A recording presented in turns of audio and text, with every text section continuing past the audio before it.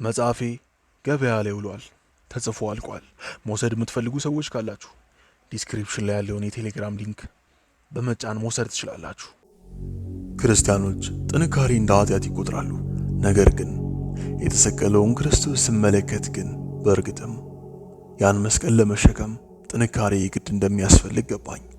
በክርስቲያኖች አይን ጥንካሬ፣ ኃያልነት ቦታ ሲሰጣቸው እንዲሁም ሲበረታቱ አንመለከትም።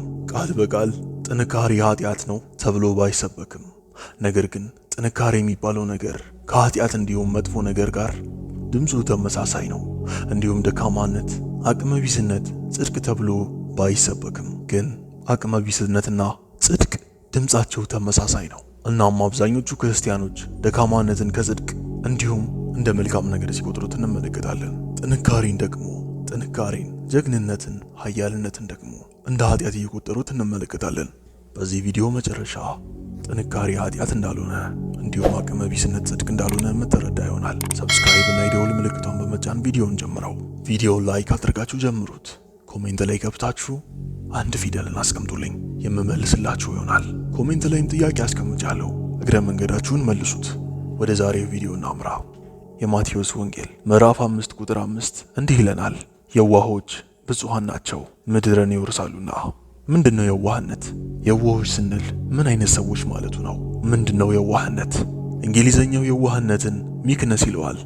ሚክነስ ማለት በመጽሐፍ ቅዱሳዊ ትርጓሜው ፓወር አንደር ኮንትሮል፣ በአማርኛ ስንገለብጠው አቅም ኖሮ ጥንካሬ ኖሮ መቆጣጠር ስትችል፣ እንዲሁም ጉልበተኛ መሆን ችለ ጉልበትን ለትህትና ዝቅ ማድረግ ስትችል እንደማለት ነው። ግን ክርስቲያኖች ይህን ነገር አልተገበሩትም። ጉልበት ኖሯቸው አይደለም የዋህ የሆኑት አቅመ ቢስ ስለሆኑ ነው እንጂ። ለብዙ ዘመናት እኛ ክርስቲያኖች ደካማነትን እንደ ጽድቅ ስናይ፣ ጥንካሬን ደግሞ ስናጥላላ፣ ስናንቋሽሽ፣ እንደ ኃጢአት ስናስመስል ኖረናል ለብዙ ዘመናት። ይህ ግን መጽሐፍ ቅዱሳዊ አይደለም፣ እንዲሁም ክርስትናን አይወክልም። ሃይማኖቱ ሳይሆን ሃይማኖተኛው ሐሳቡን አጣሞታል።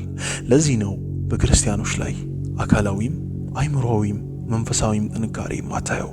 እነሱን ስትመለከት ደካማነትን በደንብ ትመለከታለህ። ግን ይሄ ከክርስቶስም እንዲሁም ከመጽሐፍ ቅዱስ ጋር አይገናኝም። ምክንያቱም ክርስቶስ ኃያል ነበረና ጠንካራ ነበረና። ለምን ደካማነትና የዋህነት ኦልሞስት ተመሳሳይ ሊሆን ቻለ? ሁለት ነጥቦችን እናንሳ። የመጀመሪያው ነጥብ የበጓና የፍየሉ አስተምሮ። አንድ አስተምሮ አለን በክርስትና እምነት ውስጥ፣ እሱም የበጓና የፍየሉ አስተምሮ ነው።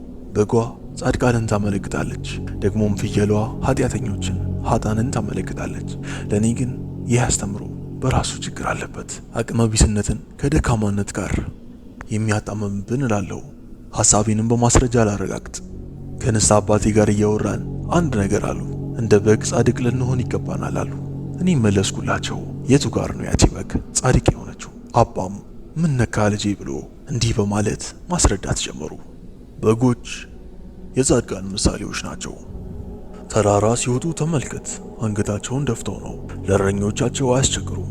ልጄ አንተ እረኛ ሆነ አታውቅም፣ እረኛ ሆነ አላደግክም እንጂ እረኛ ብትሆን በጎችን መጠበቅ እንዴት እንደሚቀል ትመለከታለህ። የበጎች ምስኪንነት ምታየው ልጄ፣ ስታርዳቸውላ ያን ያህል አያስቸግሩ አሉ አባ። ደሞ ፍየልን ተመልከት፣ ለእረኛው በጣም ከባድ ነች፣ ታስቸግራለች። ተራራ ስትወጣ አንገቷን ቀና አድርጋ ነው። ስታርዳት በጣም ታስቸግራለች። ነውሯንም አትሸፍርም፣ ገልጣው ትሄዳለች፣ ልክ እንደ ኃጢአተኞች። ለዚህ ነው ፍየል የኃጢአተኛ እንዲሁም በግ የጻድቃን መገለጫ የሆነችው አሉ አባ።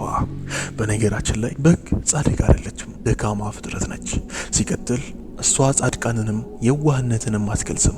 የታረደችው መልካም ስለሆነች አይደለም፣ ፈልግ አይደለም፣ አቅመ ቢስ ስለሆነች ብቻ ነው የታረደችው። መጽሐፍ ቅዱስ የዋህ ሁኑ ሲል ጉልበታም መሆን ችላችሁ ከዛም በትህትና ጉልበታችሁን ዝቅ አድርጉ አይነት መልእክት ነው ያስተላለፈው።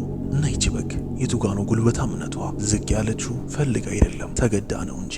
ኢቭን ያቺ በግ ጽድቅና አትወክልም። አዎ ሰምታችሁኛል፣ ያቺ በግ ጻድቃንን አትወክልም። እስኪ ጻድቃኖችን እንመልከት፣ ኢየሱስ ክርስቶስን እንመልከት።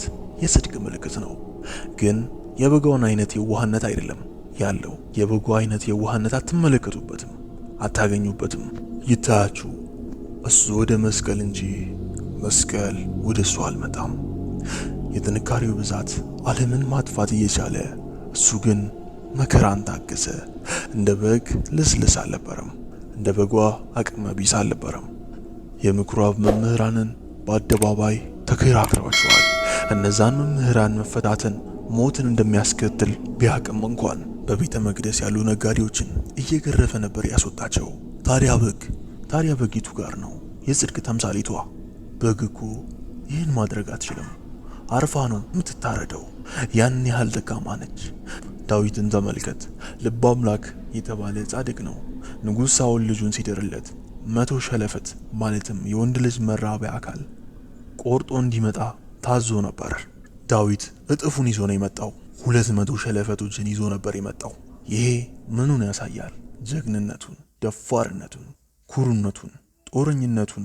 ይሄ ሁላ ባህሪ ነበረው። ግን ማንም በዚሁ ድርጊቱ ኃጢአተኛ ያለው የለም። ታዲያ እዚህ ጻድቁ ሰው ላይ በግነትን ታያላችሁን? በፍጹም አታዩም። ነብዩ አብርሃም ሎጥ በታገተበት ጊዜ ሰራዊቱን ይዞ በመዝመት የወንድሙ ልጅ አስመልሷል። ኢቭን ጻድቁ አባታችን አብርሃም ራሱ ጀግና ነበር። ታዲያ በየትኛው ሂሳብ ነው በግ የጽድቅ ምልክት የሆነችው? የእሷ ጦርነት እኮ የመጣው ከአቅመ ቢስነቷ ነው። የእነዚህ ጻድቃን ጥንካሬ የመጣው ግን ስለፈለጉ ነው። በእነዚህ ሰዎች ቅድስና ላይ ጥንካሬ አለ። የበጓ ጽድቅ ላይ ግን ምንም ጥንካሬ የለም፣ አቅመ ቢስነት እንጂ። በጓን ጻድቅ አሏት፣ ፍየሏን ደግሞ ኃጢአተኛ። ለምን? ለእረኛው በጓ ስለምትመች፣ ፍየሏ ደግሞ አስቸጋሪ ስለሆነች። በጓን እንደ መልካምነት ከቆጠሩ፣ እንደ ጽድቅ ምሳሌ ካሳዩ፣ ምናልባትም ባርነት ሳይጠይቁ መከተል፣ ሲያርዱን ዝም ማለትንም ያበረታታሉ ማለት ነው። ስትጨቆን ስትታረድም ዝም ማለት ጽድቅ ነው ማለት ነው። ይህን ነው የሚደግፈው። ይሄ ነው ጽድቅ ማለት። ደካማነት ነው ጽድቅ ማለት ደካማነት ነው እንዴ? ይህን ለራሳችሁ መልሱት። ፍየሏ ስትታረድ መጮኋ፣ ከፍታ ስትወጣ ቀና ማለቷ እንደ ኃጢአተኛ ያስቆጥራታል? ኩሩ መሆኗ ኃጢአት ነው እንዲህ?